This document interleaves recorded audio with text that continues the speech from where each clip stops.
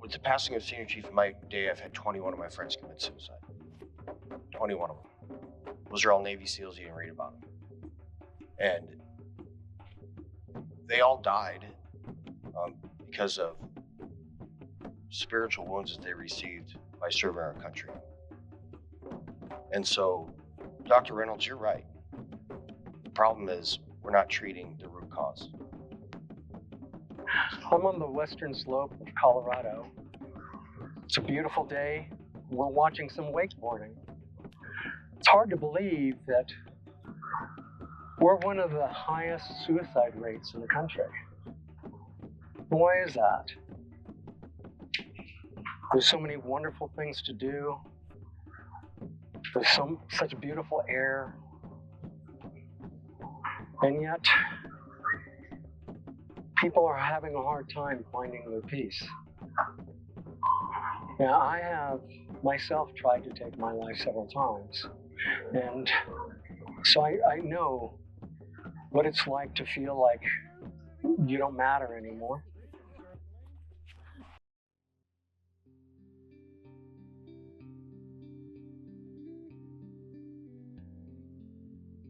I graduated with a degree in computer science, magna cum laude.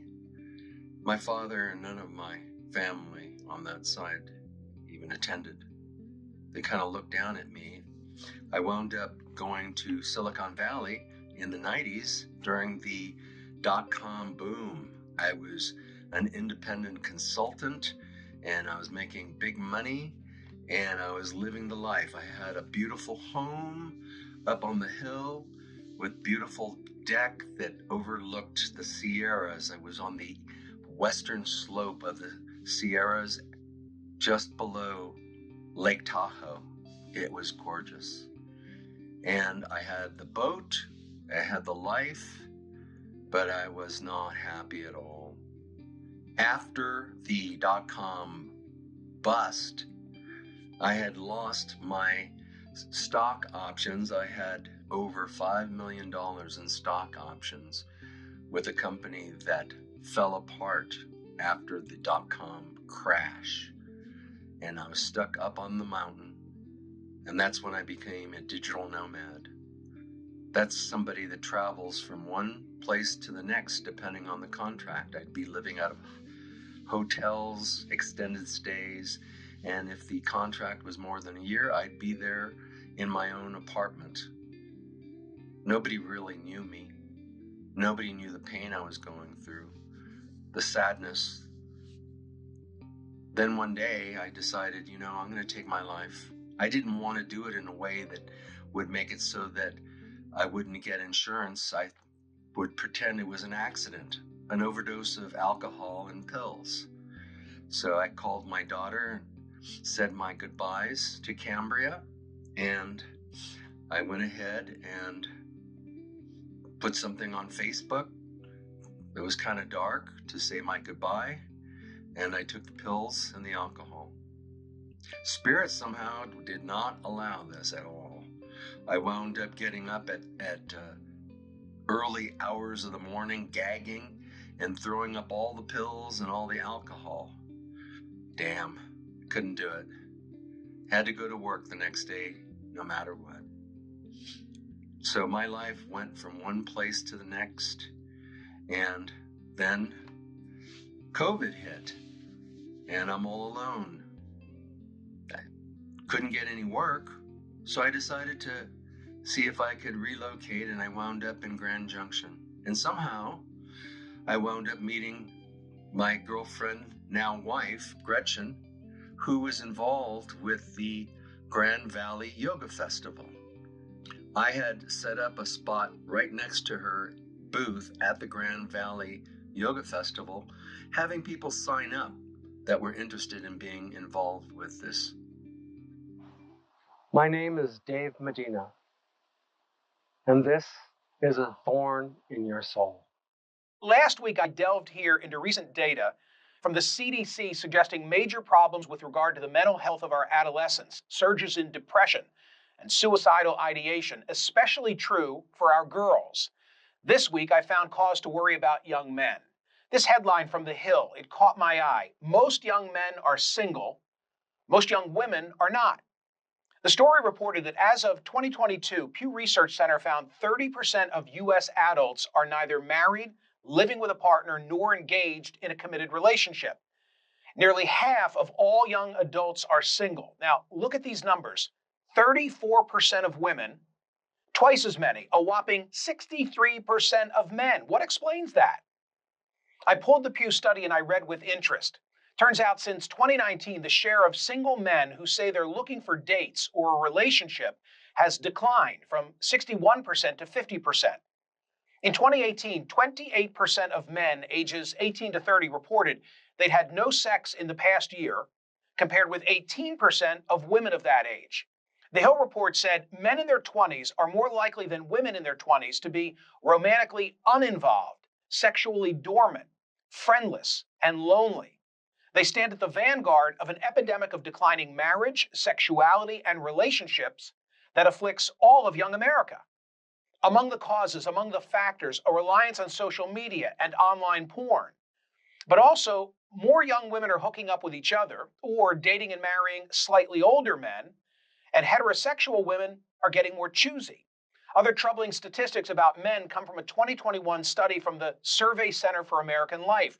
They found the share of men who have 6 or more close friends, which in 1990 was 55%, by 2021 had shrunk by half. Meanwhile, those with literally 0 close friends, which stood at 3% in 1990, has zoomed to 15%. An expert quoted by The Hill said this disconnect can have catastrophic consequences for young men. Quote, in the worst case scenario, the young American man's social disconnect can have tragic consequences. Young men commit suicide at 4 times the rate of young women. Younger women are largely responsible for rising rates of mass shootings, a trend that some researchers link to their growing social isolation. A recent survey published by Mesa County Public Health highlighted a number of concerns within the Grand Valley. One of the more sobering findings, our suicide rate is still among the highest in the country. The Grand Valley Yoga Festival started in 2018. I think we moved here to the Valley 18 years ago, and we came from Kentucky. We rarely heard about suicides, and almost immediately when we showed up in the Valley, we would see these numbers and statistics. And I was in the medical field, and I would ask my doctors why was the suicide rate so high here? Because before we moved here, we probably knew very few people that had died by suicide. But it was so prevalent. And I think we both have been affected by suicide, people in our lives that have had suicide ideation. And then eventually, as we've been here longer in the community, we've been impacted as well. And I think Brian, being a veteran, he has seen numerous friends impacted by suicide and mental health. Started going to yoga festivals, and yoga became a passion in our life. And so we would travel around, we would do these different yoga festivals. And one year, myself and Lori Raper was with me and Brian, and we went to a festival.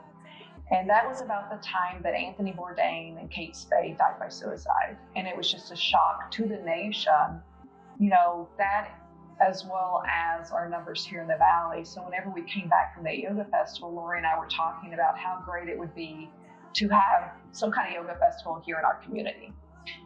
The ideal started floating that if we did do a yoga festival, that we wanted to give the proceeds back to mental health and suicide awareness programs, because there's such a huge need here. And I feel like yoga does tie into the mental health field because, there's been a lot of studies that has been shown that yoga can have an impact on the mental health.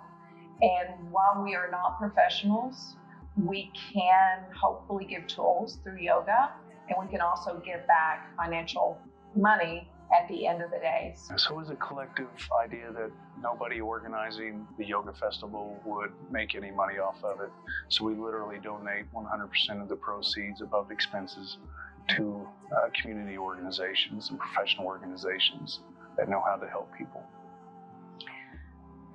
When I first moved to Grand Junction, I was really nervous about finding my community and being in a place that was new for me. In 2018, I moved.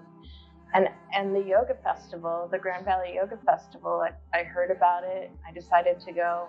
And it really felt like a connecting point that made me feel more at ease with being in the Western Slope area, because I felt like I found like-minded people and people that were really interested in the same things I am.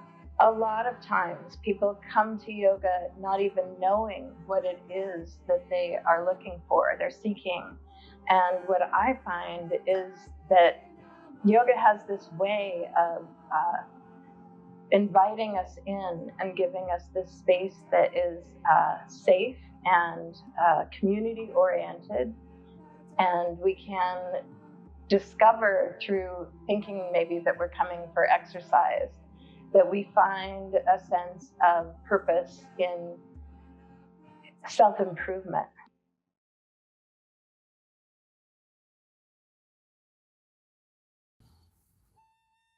I grew up in a really rural area, and my parents were both really into nature and recreational activities. So I grew up skiing and snowboarding, and my dad was like a mountain man, and so we would go camping a lot and hiking, and he had a raft, so we went river rafting as well. He was just the ideal like outdoor mountaineer kind of guy. And so it definitely took us all by surprise that he chose to take his own life. And I really distanced myself from alcoholism. Well, the reason I got sober was because of a drunken night. I slit my wrists, tried to commit suicide, and my boyfriend at the time, luckily he found me, and I was taken to the Denver psychiatric ward, and I stayed in there for a couple weeks. We all came home, and my birthday was right around that wedding, and so we all came home to my dad, and it was like my dad was already gone. Like he was just like a shell, like his body was there and that was his shell, but he wasn't, like his personality that I remembered of him wasn't there. And it was like at the wedding, I had this feeling of, will I ever go to any other wedding like with my dad ever again? My mom, while she was entertaining her sisters, she took them to the Grand Canyon, and then I ended up going back to where I was living at home at that point in time in Denver. And then, 4 days later, he actually went through with taking his own life. And my mom had been in the Grand Canyon, and so when she came home, there was a letter and a file, and then she went out to the garage and found that he had hung himself. Don't really know how to approach it. One thing that really upset me when my father had first died from suicide was that people would tell me that that's so selfish. And I would get really angry at that person for saying that, but that's because I had walked depression. And so I knew it wasn't an act of selfishness for my father, because I knew really the bottom line was that he felt like a burden to all of his people. And so it was actually the complete opposite for him of being selfish. It's really common for people to get depressed and lonely and so sad. And it's really common to have suicidal thoughts. Like, we all want to start over. Life is really hard. Like, we all want to start again. And so how can we come together in unity and recognize that we're not alone in having these thoughts? When I did this, I had everything going for me. Like everything was going my way, and I shot myself anyway. And I'm really pissed that I did it because I'm still trying to recover. But also, if I wouldn't have done it, I wouldn't have found people like Dave or the people at Yoga Fest, because before that, I was not a very nice person.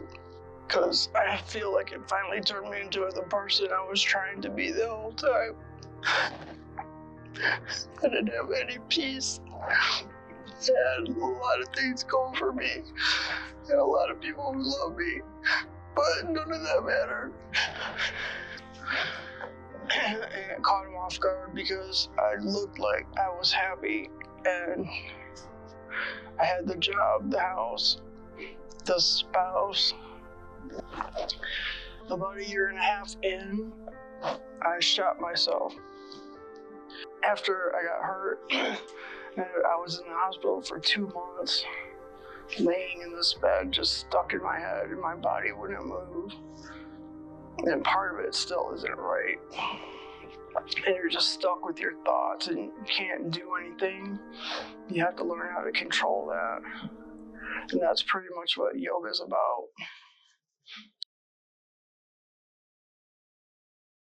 A son who's going to be 31 in a couple of months, and he was relatively close also to Isaac, to my nephew. There's kind of this idea, and I know this is starting to break open wide, and I'm all for it. I'm hoping to kind of help promote that while I'm here, about men being able to show their true feelings. It's okay to cry.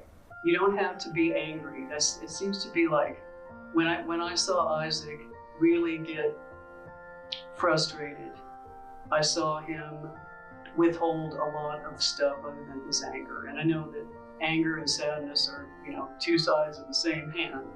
And if you start chopping away at one, you're gonna get rid of the other. But it seems like anger seems to be the one emotion that it seems to be okay in our society for men to express. So my brother died in 2016, March of 2016. My sister-in-law died of lung cancer in 2018. And Isaac was left with no parents in that short period of time. So he decided that he just wanted to get back with his parents, the only two people that he felt really loved him. And he just took off, and he was missing for about 24 hours before they finally found his body up near where we had spread his dad's ashes. And I was devastated. I was totally devastated. And at the same time, I felt like, well, he withheld all of those feelings for so long after his dad had passed, and his dad through his dad's illness. And I come back to the Krishnamurti quote, Jiddu Krishnamurti. It's no measure of hell to be well adjusted in a sick society.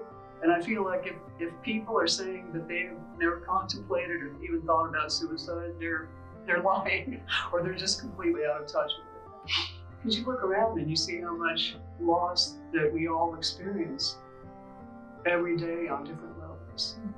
And Jesus, it's like, is this normal? Yeah. Because it is not abnormal to have thoughts of, get me the hell out of here, any way that I can. And it definitely is, for me, it's a choice. It is a choice. I'm still here, and every day when I get up, no, it's not going to happen today. That may sound weird, but I think that the more people that share about it, the more we'll realize how much we are connected with that. Manoj said something really interesting to me the other day, and it's something that I'm very clear about. So many of us are talking, but so few of us are listening. And to give someone your undivided attention, that is truly a gift. And I get that that is what a lot of suicide, a lot of unaliving is about. Like, that person is not, these people are not listening to me. That book I gave you about feeling, connected. If you lose connection in so many different ways, you're gonna feel like my life doesn't matter. And yeah, so to be able to direct our undivided attention, even to just one person, can make all the difference in the world for that person.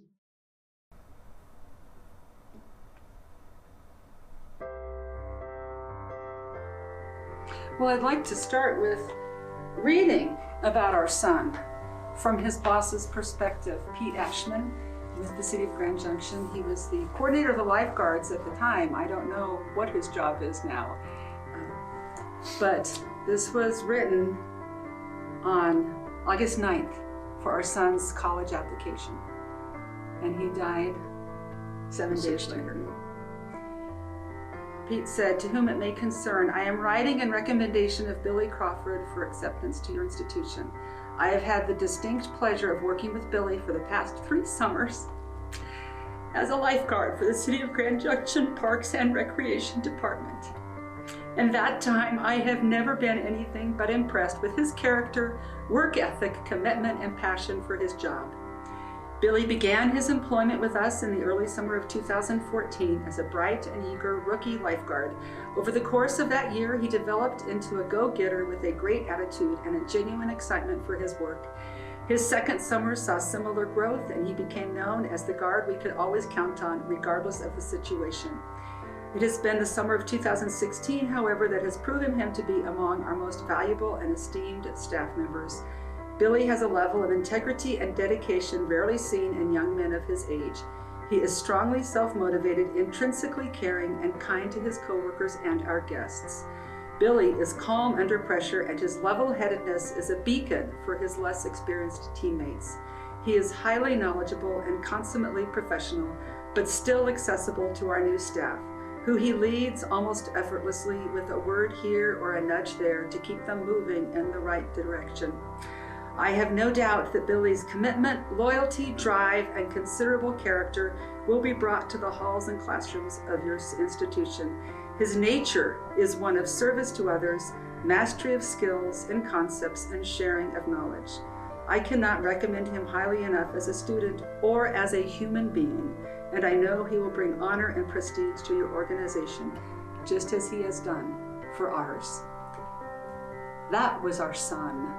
That was the boy we knew, in addition to his incredible sense of humor that he had always entertained us with. And I had brought his letter jacket because he was an excellent athlete, having lettered in football, I believe it was football, and also in track and in orchestra. My son was a great kid.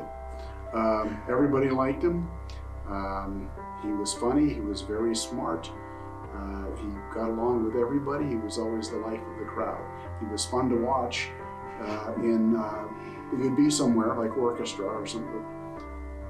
In the junior high orchestra, where there would be one group playing over here and another group would be supposedly supposed to be listening and being quiet, he would be like surrounded, usually by a bunch of girls, and he'd be laughing and they'd be laughing, and I don't know what he was telling them, but he was having a great time and they were enjoying it too. And that'd just be the kind of kid that he was. You'd see him doing that kind of thing, like getting along with everybody really well. So he was a fun person. I liked him. Well, I loved him, but I liked being with him too. We enjoyed doing things together. So he was a really good person. One of the things that I know about Billy is that he was a bit of a perfectionist, but to the point where if he couldn't do it perfectly, he might not want to do it at all. Okay, he was very smart, but he would, I think he would judge himself of how he was doing things and how well he was doing things, because if he wasn't perfect at it, maybe give up instead of trying harder. A lot of us aren't good at a lot of things, and we got to try, work at whatever it is, and we know that. I think he was good at a lot of things immediately, and if he wasn't, he would kind of, okay, I won't do that anymore, type thing. And I've also heard from numerous people that are at our heartbeat meetings about how smart, almost the exact same description is what we gave. Smart, funny, everybody liked them, that type of thing. And you think they've got everything going for them, and yet they're the ones that end up committing suicide. I will say, for our son, we had been trying to get him help for depression. I read to you what everybody else saw. We know he had started struggling in his end of his sophomore year, I think, of high school, because he had had several sports-related head injuries. And while they have policies to allow students a break, somebody like our son doesn't want to take that kind of a break.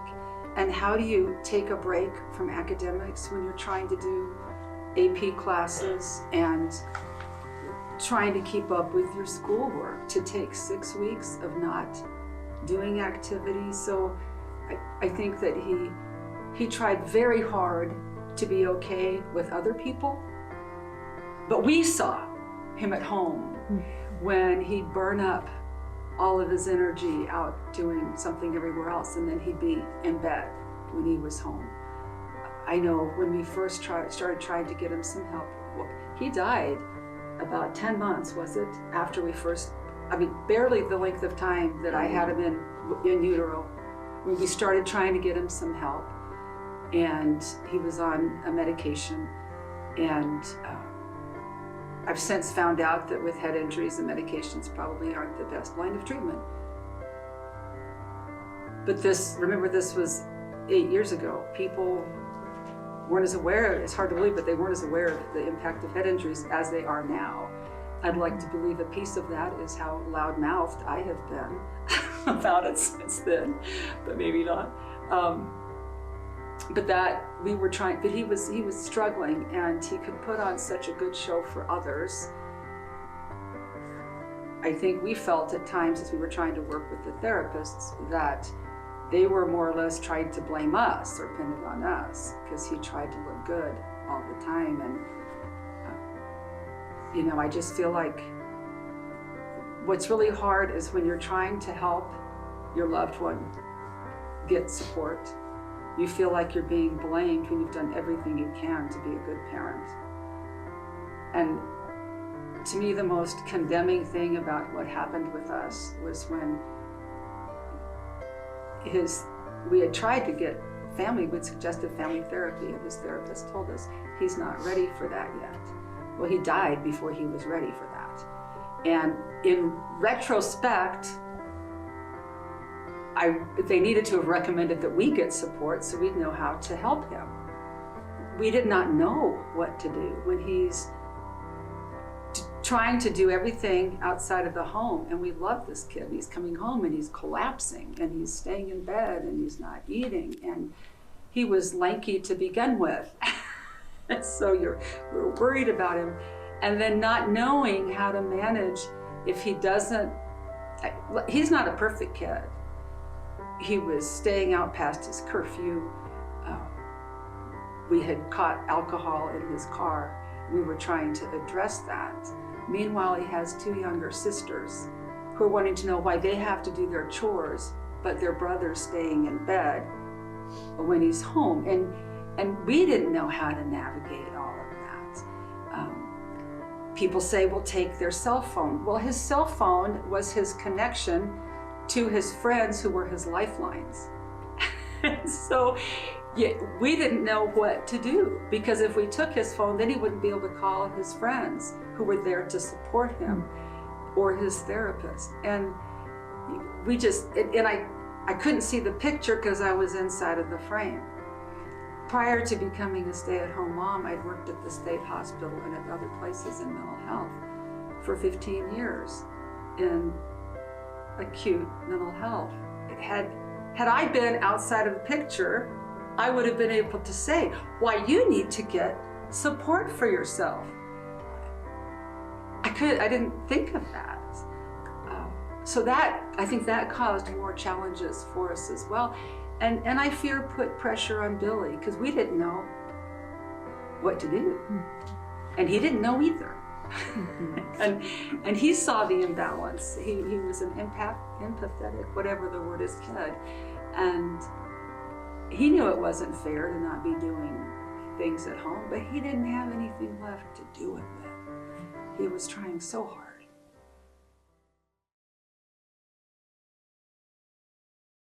My teammate Ricky Mesa, she died in February of 2023.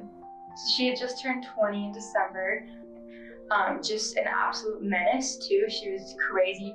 She would just have the most random foods. Like, she came over to my apartment like 3 or 4 times a week. And she would sometimes bring like a bowl of grapes with cinnamon, and that was her dinner. Or she would just bring like biscuits, just super random stuff. Like, we were really close friends. So we started, like, we were teammates, obviously. We both ran cross country, so we ran countless miles together. We worked out together, we ran together, we like traveled to races together as a team, and just like, she would love to dance in the rain. And so one time she got me and a bunch of my teammates, and we went and we like frolicked in the puddles, and she would just lay down in the fountain at CMU, and she was just crazy, but always there for you, and always asking others how they were doing. And she was just, yeah, amazing, but definitely like, she was hurting deep down and she wouldn't talk about it. And I would like ask her constantly if she was okay or what was going on, and she would just kind of like push it aside and ask me instead how I was doing or what I was looking forward to, and never really opened up. And that ended up being what hurt the most. So I actually saw her the morning, I was coming back, and I saw her and she was acting weird, but sometimes she acted weird, so I didn't think anything of it. And I talked to her for a bit, and then I had to get to class, and she was in the parking lot, and so I left. And I remember looking back, and she just watched me walk away. But it feels like right after Ricky died, like, there was a lot of talk about it, and a lot of people saying, like trying to make a difference, and then it kind of fizzled out. And now it sometimes feels like a taboo topic, and you can't talk about someone committing suicide, which is sad because it needs to be talked about, but it's just, I don't know, there's just such a stigma around it that if you can take your own life, it's because you're weak, and that's not at all the case. And so I think that kind of happened where she died, and there was a lot of talk about it, and then it just stopped. And it's now a topic that not a lot of people bring up, or they're scared to bring it up. And yeah, I think we should, first of all, just talk about it more. Like, it's not something to be embarrassed of if you've thought about it, or like attempted, or if you lost someone. Like, that's not an embarrassing thing. It shows that you're strong, that you're still here.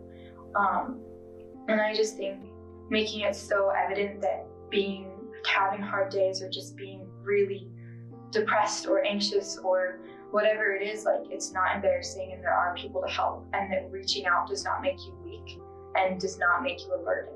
Because I think that's more at the root of it, is just that people need to know that whether they struggle or whether they don't, they're still loved, and that they can have people to reach out to, whether it's a friend, a teammate, or even someone like a psychologist or a therapist. It's just so important that they do reach out. My coach, Shane Nixick, he's the head coach at CMU for cross country. He organized a run for Ricky, and it was just 1 mile around the track, and it had a great turnout. Like, at one point we were standing at the track, and we turned around, and there was just like a flood of people, and people who didn't even know her, just like people from different teams and organizations on campus. And it was just really cool to see them just supporting us in that way. And so we got to raise some money for her family through that. And then this year, my coach wanted to make it bigger, and so he got more people involved. He got different organizations on campus involved, including NAMI, and then the student services section as well. A couple of the counselors got involved, and then a couple of my teammates, we got to help as well. And so we got to help with planning it and distributing flyers and making flyers and making all the bibs for the racers, and then set up and tear down of the day of. So it was a really fun event, though. It was cool to just see people coming together, and again, raising money to just, it went towards NAMI of the Grand Valley to hopefully make a bigger difference in suicide prevention.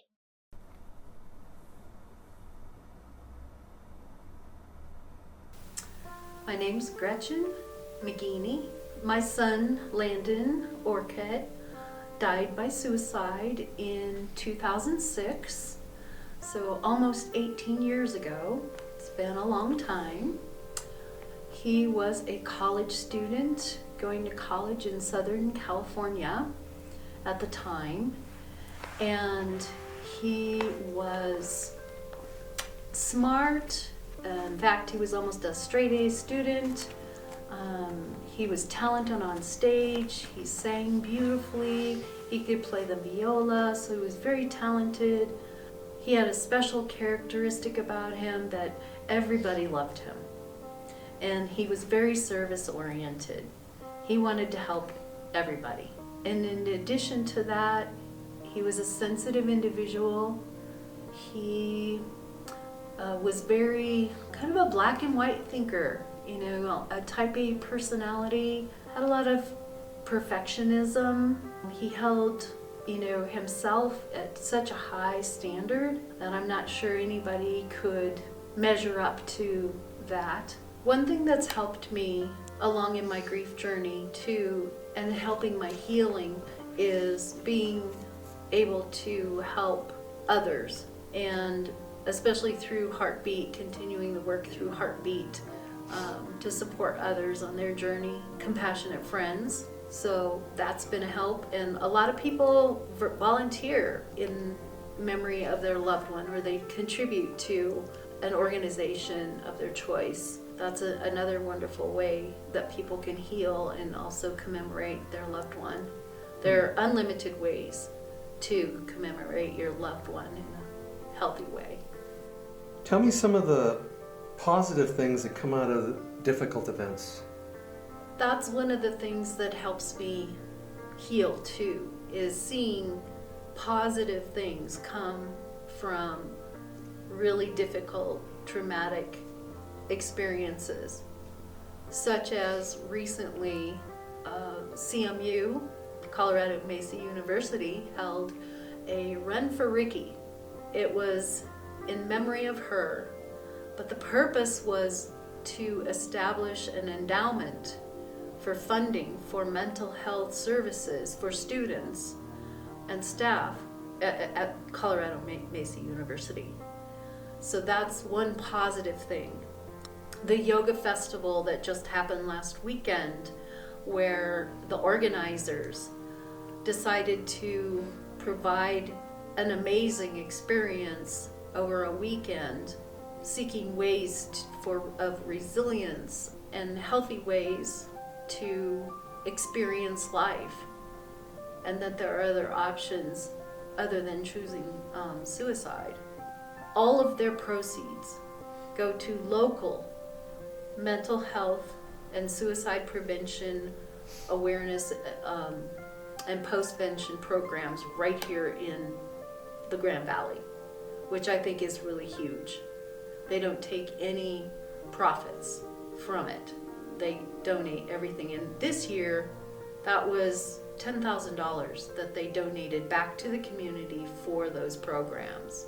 So there again, it's something that's positive that has come out of people's tragic experiences. Out of the darkness walks, people coming together, lost survivors coming together and being able to support each other and raise money for mental health causes. Another aspect of that is Survivors of Lost to Suicide Day, which Heartbeat hosts and organizes an event each November called a Day of Remembrance, and where we provided activities for lost survivors, a lantern floating memorial experience for people who have lost a loved one to suicide, to come together again and support each other and, you know, do something meaningful and fun for healing.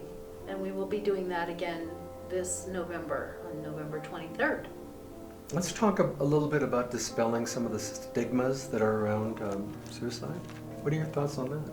Surrounding suicide, we already talked about one of those, and that being using the word committed and what that infers. all these myths that we have surrounding death and dying, and the fact that we can't talk about it, that, well, for example, one, if you talk about suicide or report about it, then that's going to cause other people to choose to die by suicide. And that has been dispelled. That is simply not the case. Everybody at one point in their life or another has thought about suicide. How seriously they thought about it, most people don't act upon it. But it's a common, everybody has the thought. And so being able to understand, to normalize that conversation, that you're not weird, you're not ill, you're not acceptable if you think about suicide. And so talking about it is not going to cause somebody to act upon that. They call that the copycat syndrome. We're making progress, but we have a long way to go. One thing I would like to see change is that people being able to admit that their loved one died by suicide and just be open and honest about it. But we feel like we have to find, if someone died by suicide, well, there has to be something to blame then. There has to be a reason, or who or what did this. Tell me a little bit about your involvement with Mesa County Suicide Prevention Coalition and the Pillars. Mesa County Suicide Prevention Coalition, of which I'm a part, seeks to address prevention by identifying those factors that may have a bearing upon a person's situation or circumstances that they feel are overwhelming or that they have no control over. And so those basic pillars, they try to address those needs. It might be people who are having trouble with housing or being unhoused, food insecure, a lack of access to mental health or health care. It could be anything from the lack of connectedness that they feel, like they don't have a family they can talk to, or a friend or anyone that they feel really super connected to that they could go to with their problems. Or maybe they don't belong to any clubs or organizations or things, that they might lack that connectedness and feel like they're all alone.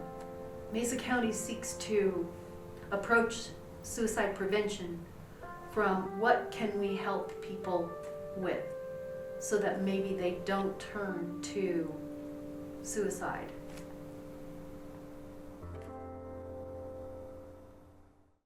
I've been working in grief counseling for about 18 years, on and off a little bit. I work with children and adults.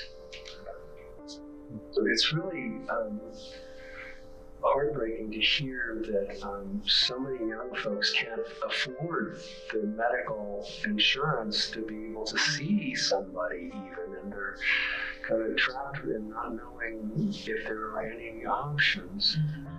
Mm-hmm. Yeah, a lot of it is happening online.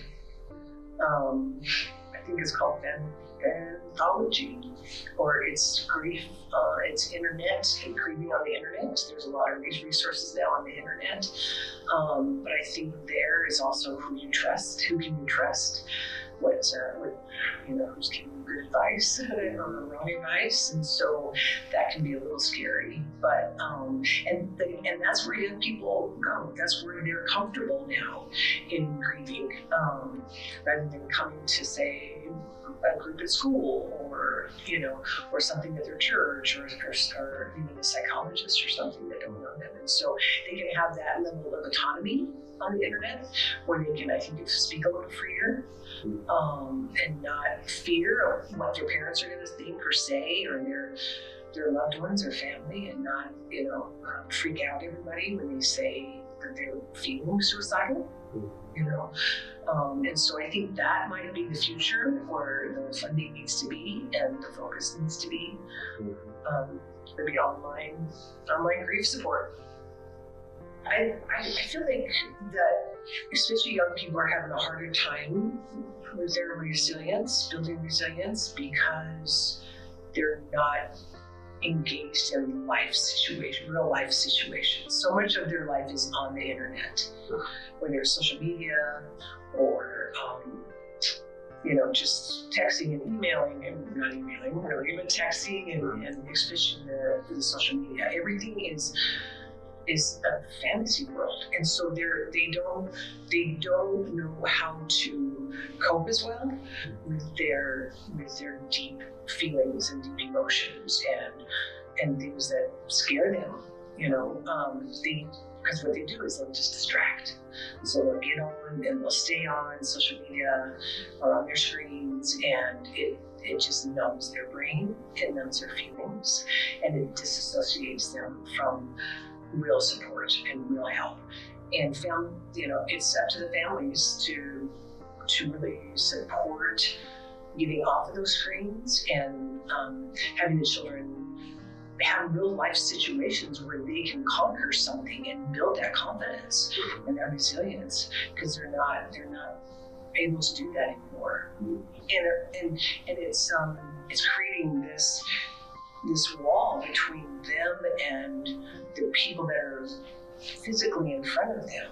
I mean, I'm finding it's harder to reach people because they're just so disassociated and disconnected to what's really going on within them because of social media, because of just screen time and numbing and just that constant scrolling. The fear and just that we don't know enough about suicide and ideation when we look at it as such a big boogeyman, and it's so delicate and so fragile, we just don't know. And I feel like if we could start addressing the underlying factors that are creating the suicide ideation, then we could be more successful. It's interesting, when you first reached out, I was like, oh, I don't really have experience with that. And then I remembered a really powerful story. So, in 2018, my daughter-in-law called me that my son, who had struggled on and off with what seemed like mild depression throughout some of his life, was really struggling. She called me with sitting next to him. She was on the speakerphone with him. He was literally pulling his hair out, saying he wanted to die, saying that he wanted to end his life. I want to pause again and say, I've been studying a paradigm shift in psychology that is focused on the innate health and well-being in every human being, no matter what, no matter life experience, situation, circumstance. And in that focus of seeing people's innate mental health, my response to life and my response to relationships and my response to the situation is extraordinarily different. So back to the story, he wasn't speaking. She was really upset. I remembered that a psychiatrist friend of ours was going to be driving through and staying with them the next night. So I said, why don't you call this doctor and see what he has to say? So she called him, and she called me back, and she said, he asked Ben if he could promise that he wouldn't hurt himself or someone else in the next 24 hours. And Ben said no. And then he said, then you need to call 911. And she said, I'm going to call his mom first.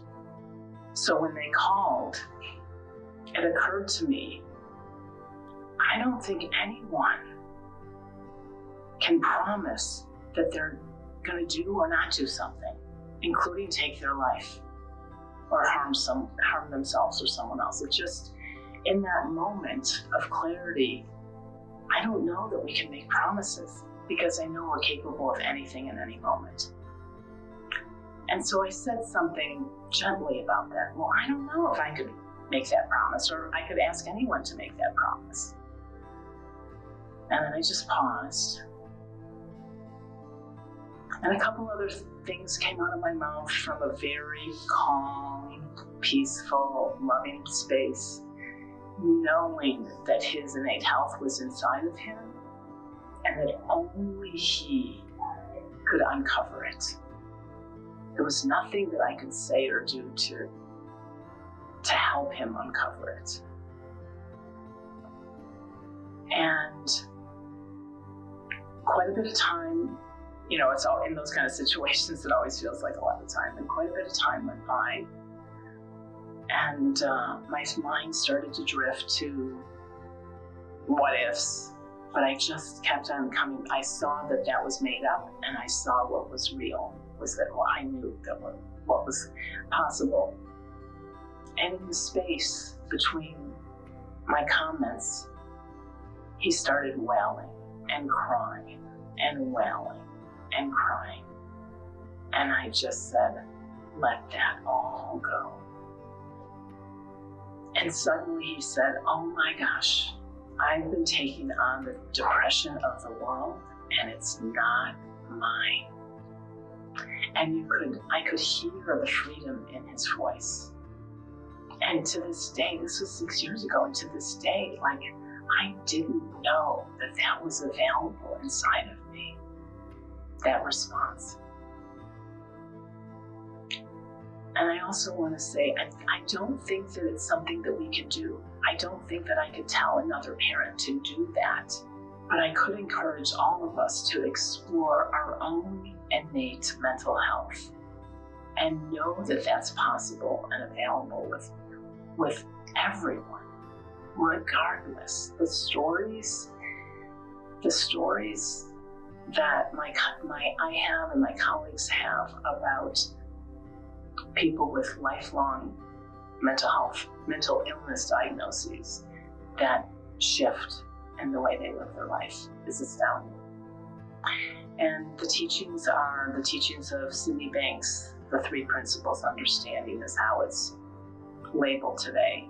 It's just helped so many people. In fact, I have a colleague in New Zealand who has struggled with suicidal ideation multiple times in her life. I wish she was here with me right now so we could share some of the conversations we had. She has said things to me like, you don't have to believe everything you think. When people know their experience is temporary, discomfort and pain is much easier to allow it to pass through, like the Colorado weather. We wouldn't go out and try and manage the clouds in the sky. It wouldn't do much, right? And we would focus a lot of attention out there. And if we think about the clouds in our own sky of awareness, and we don't have to manage them, and just know that they pass 100% of the time. All storms run out of rain.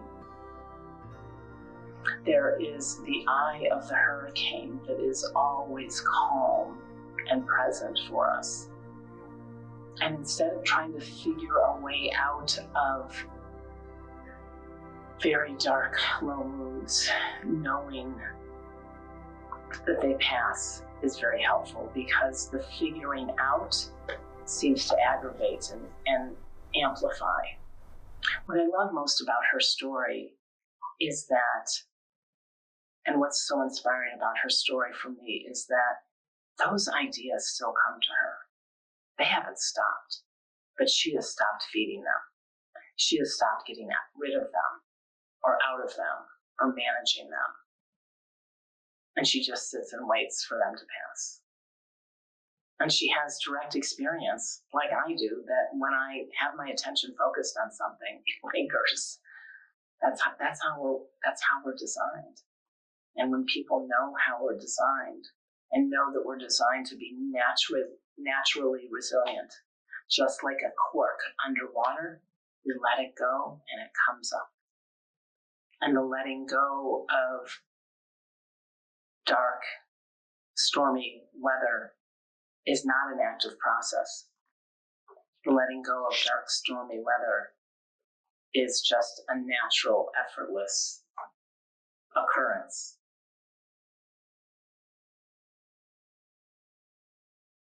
We become who we are meant to be. That's the hero's path.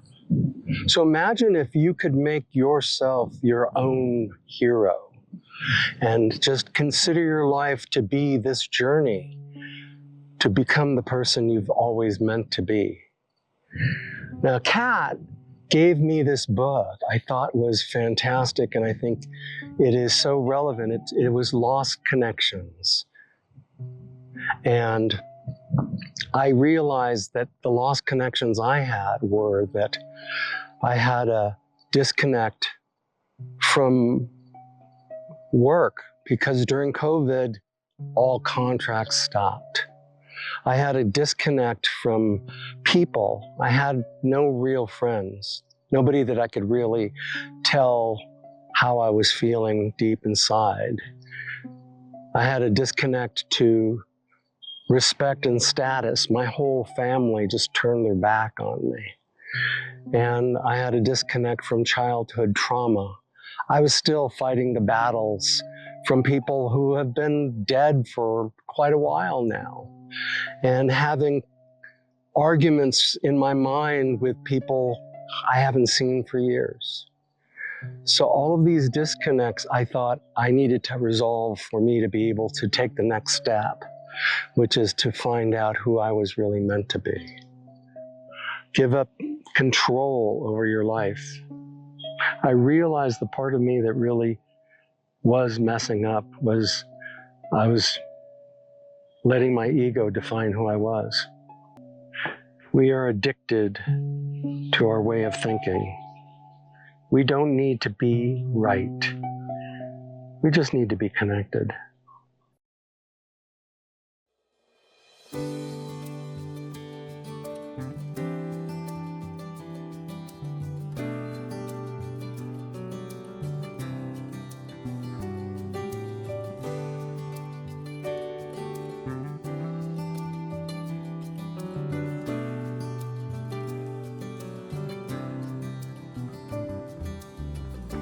I am walking through the shadow, underneath the past, sifting through the vast devastation.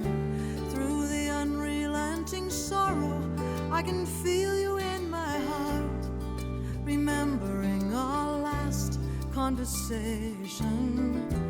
Be brave, have faith, you said, and don't lose your courage. Hang on to your heart, and together we can weather any madness, and together through the heavy skies, through the darkness, through the storm, we'll find the passage, and together we will fly.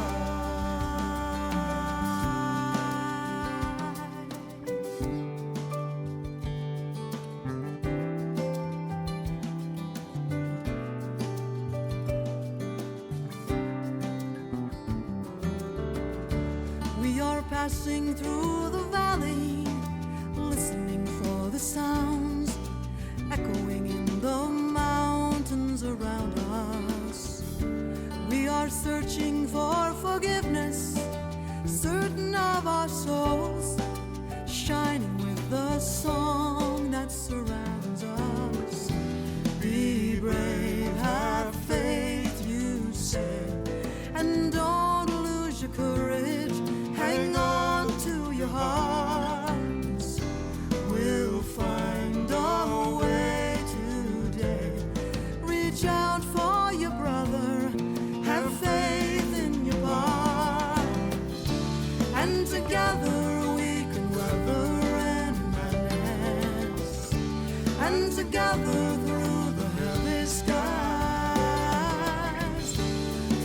darkness, through the storm, we'll find the passage, and together we will fly.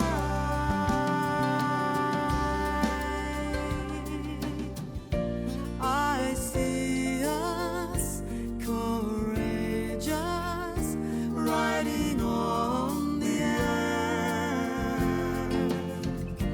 Don't give up now, we're almost there.